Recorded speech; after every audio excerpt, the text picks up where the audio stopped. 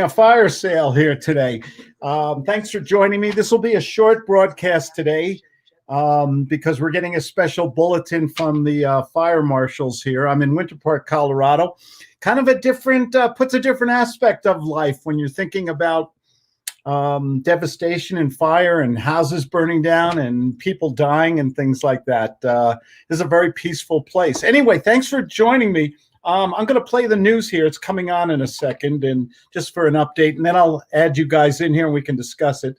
From the East Troublesome Fire as it moved toward Grand Lake, destroying everything in its path. That fire now covering 188,000 acres. Thanks for joining us at 5. I'm Jeremy. And I'm Aristea Brady. A lot of smoke in the air and around that fire today, but it's what's ahead tonight that has firefighters particularly concerned. Yeah, winds expected to pick up. That raises the threat that the fire will spread even more in the overnight hours. The terrain this fire covers is extremely rugged and mountainous, creating a lot of challenges for firefighters tasked with battling the flames. Also hearing stories of devastating loss from people who call Grand County home. Yeah, Fox 31 on it tonight at 5 with live reporters from Grand County and Estes Park as well. We begin tonight with Fox 31's Vicente Arenas in Granby. Vicente. Aristea, in the last half hour or so, we've been watching helicopters once again beginning to drop water on the fire here. We're down the road from Grand Lake tonight, where we talked to one family who lost everything. They left their homes with just minutes to evacuate. In just a matter of minutes, fire exploded in this neighborhood in unincorporated Grand Lake. It sent Matt Reed scrambling through his home to find and save his family's most precious belongings in the middle of the night. I got about a 4-minute video of what's in our house that we just finished 11 months ago. 3 years of building, and we didn't even get to stay there a year, and it's vaporized. It's a log house, and there's not one stick of wood left in that foundation. This is a dream home Reed, his wife, and his 3-year-old daughter had just finished building. The stunning log cabin gone in a flash. My daughter, she's 3.5. She lost everything she knows.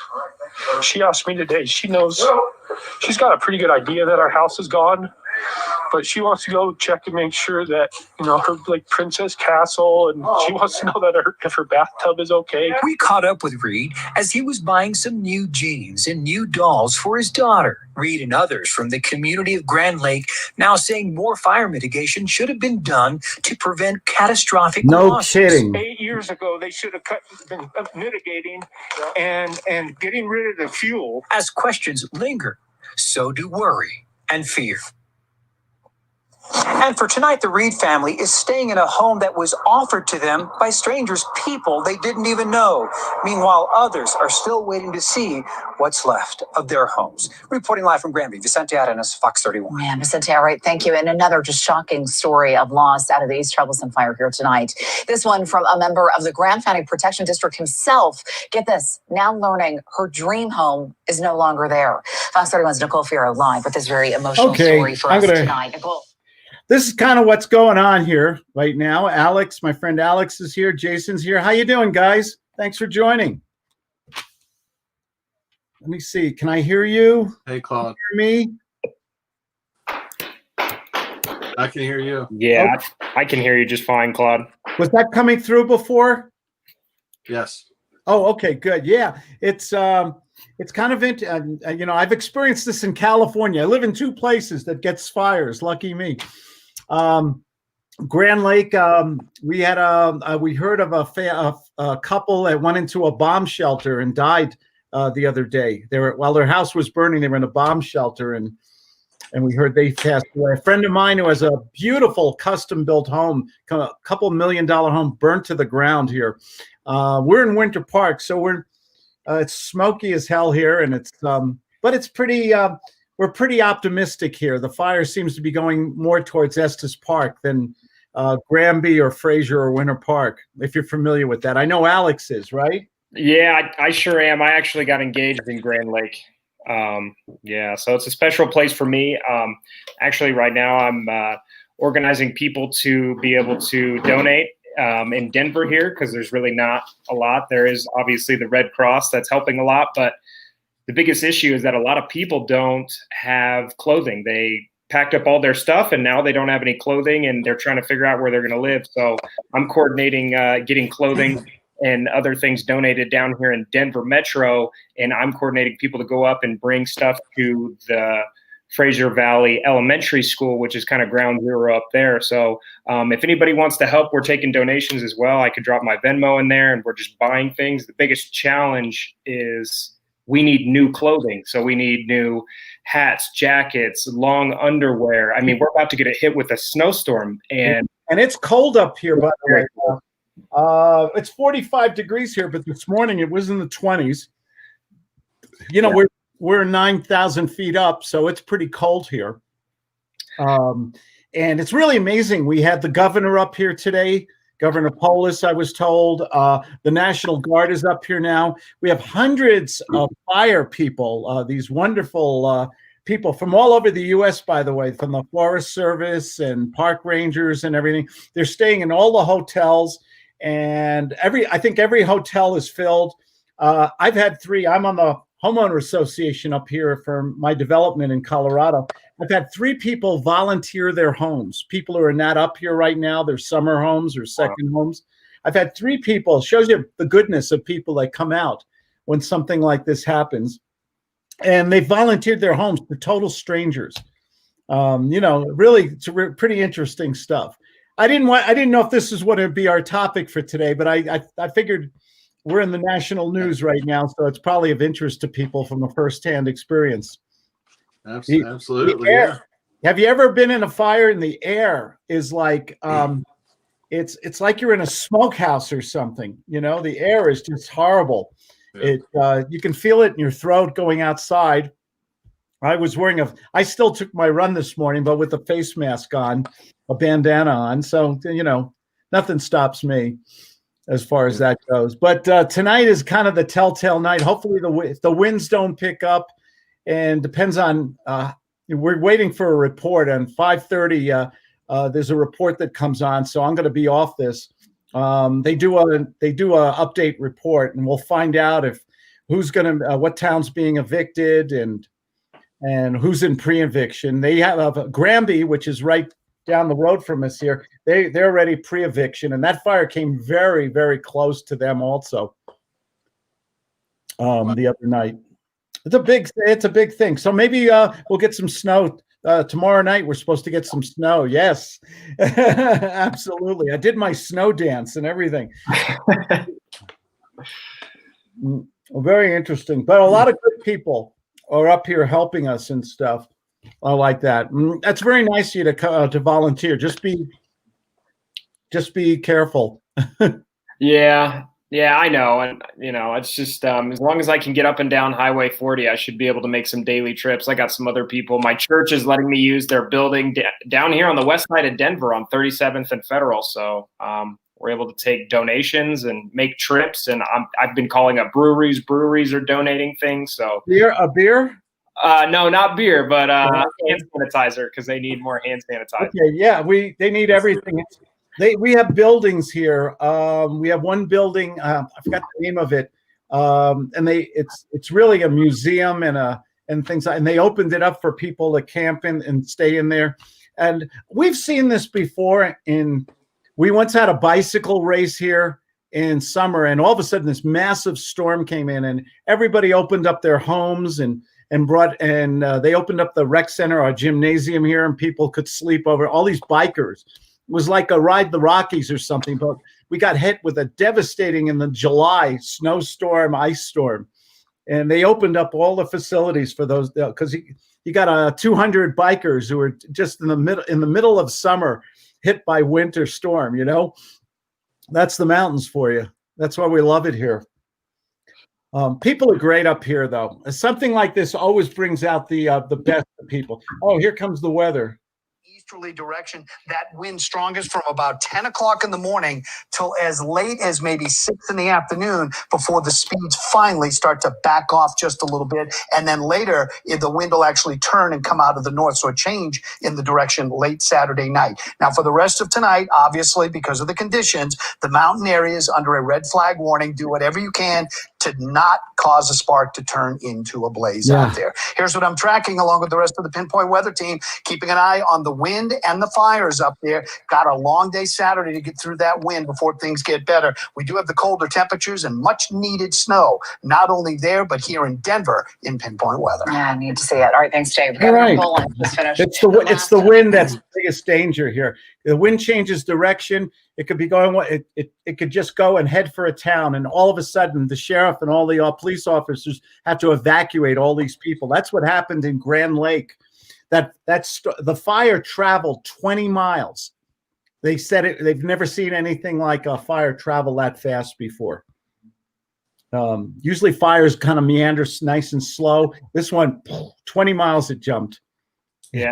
It's moving like, I think like it was like, I heard something like 80 football fields a minute or something like that. Just unbelievable. Yeah.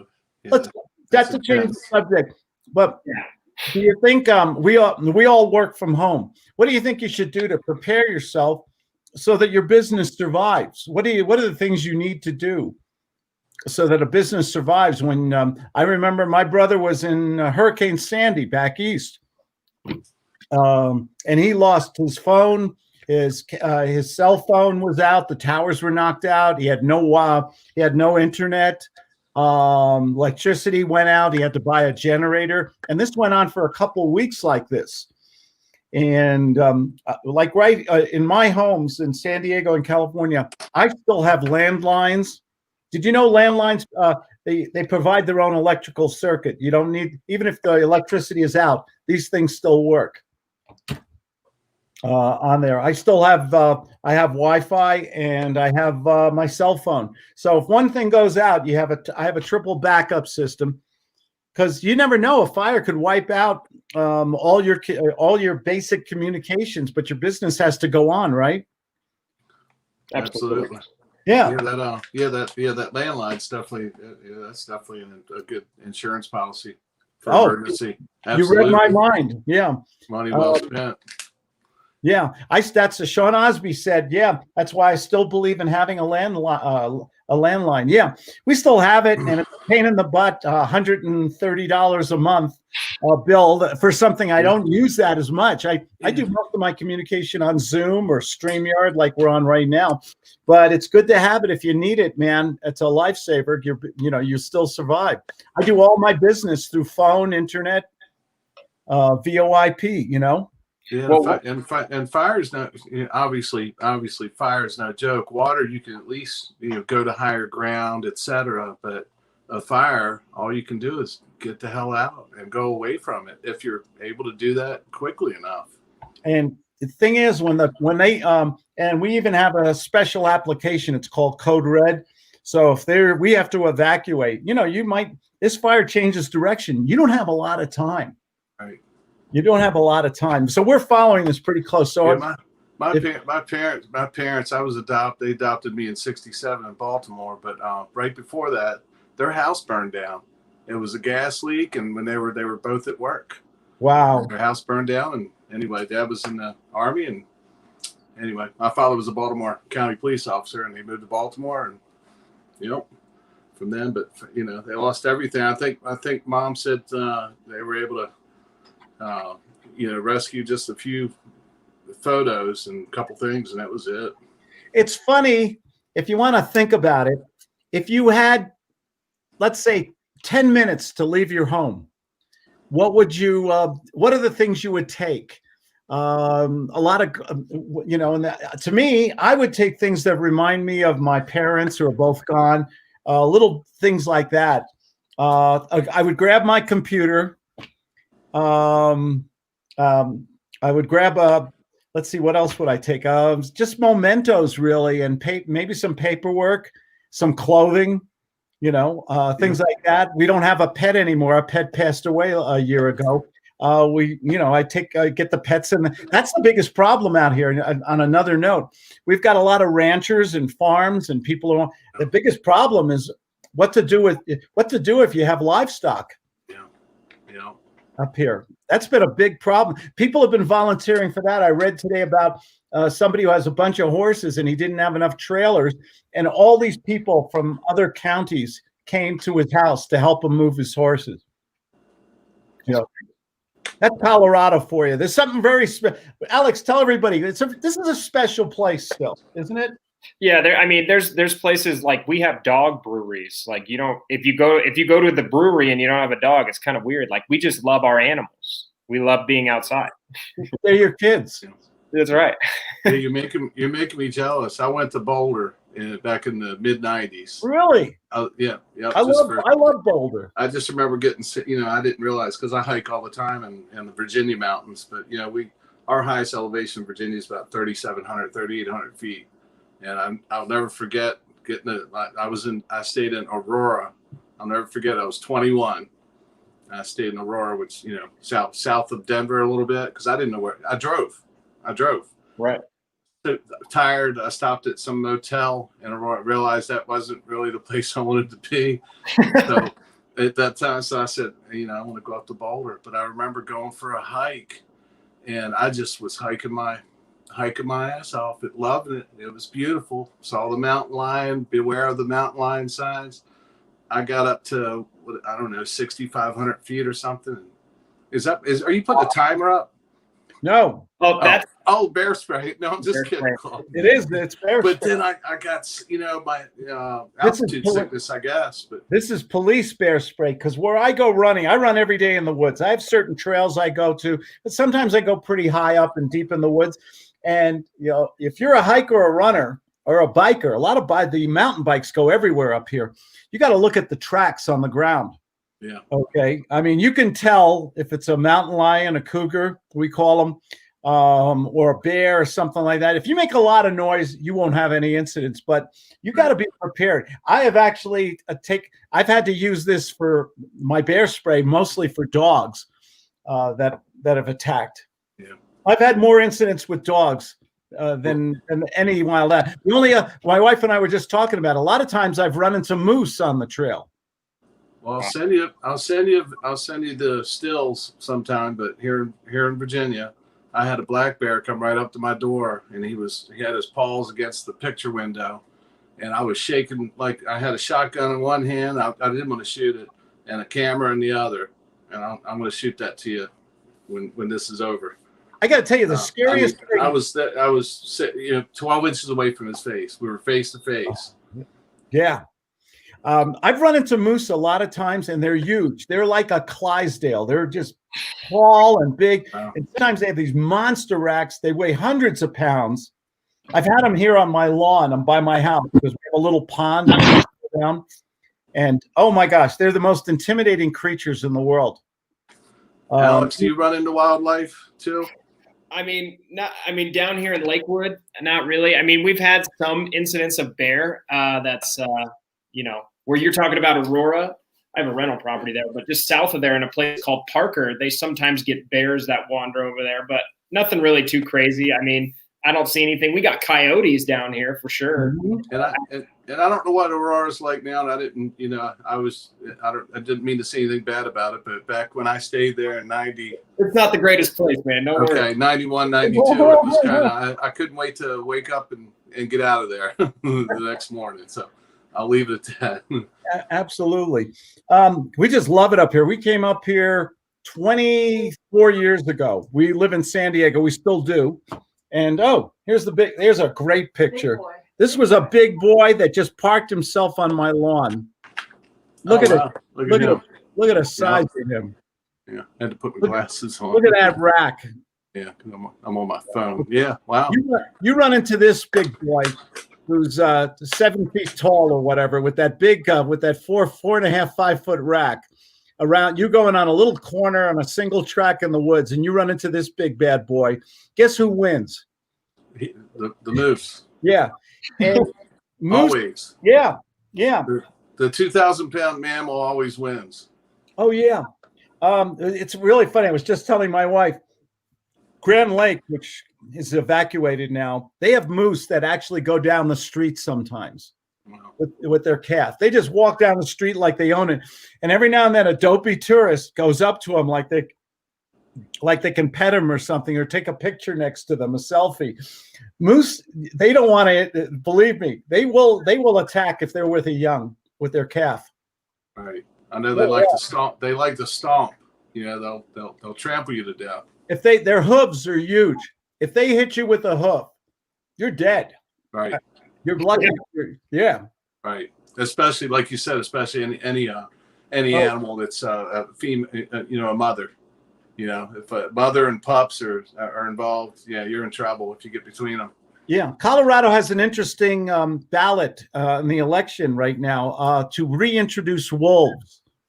I have actually seen wolves up here already. I don't know why we have to reintroduce more wolves. The farmers and the ranchers are not crazy about that. I understand. Alex, you got any take on that? On the wolves? On the wolf, they want to reintroduce wolves back in. I mean, that could be good or bad. Because wolves were originally here, right? But the challenge is they don't have any predators, and they also hunt for fun. Yeah. And so for livestock, I mean, of course, farmers have insurance and things, but in terms of livestock, I mean, that's kind of scary. They kill for sport. It's kind of scary to think about, wolves. I mean, between, if there's, a bunch of wolves versus a bear, I mean, it kind of depends on the situation. I mean, wolves they're just an alpha predator. So they love to hunt, and they love to hunt in packs. I have seen a wolf once up here. I know we have wolves because wolves are big, man. They're huge. And you just saw one. I just saw one. You don't see them for long. This was a lone wolf, by the way. It wasn't in a pack. We don't have that many in this part of Colorado, but they do exist. We have coyotes up here. California, one of the scariest. I run in the canyons in California. They're little desert areas and they're deep crevices, and they have cactus, and then a lot of animals live in there. 2 animals have scared me. One was a pack of coyotes I ran around a corner, and there were 4 coyotes. And I surprised them, and they surprised me. They went one way, I went the other. I don't want to run into a pack of wild dogs. You know what I mean? Mm-hmm.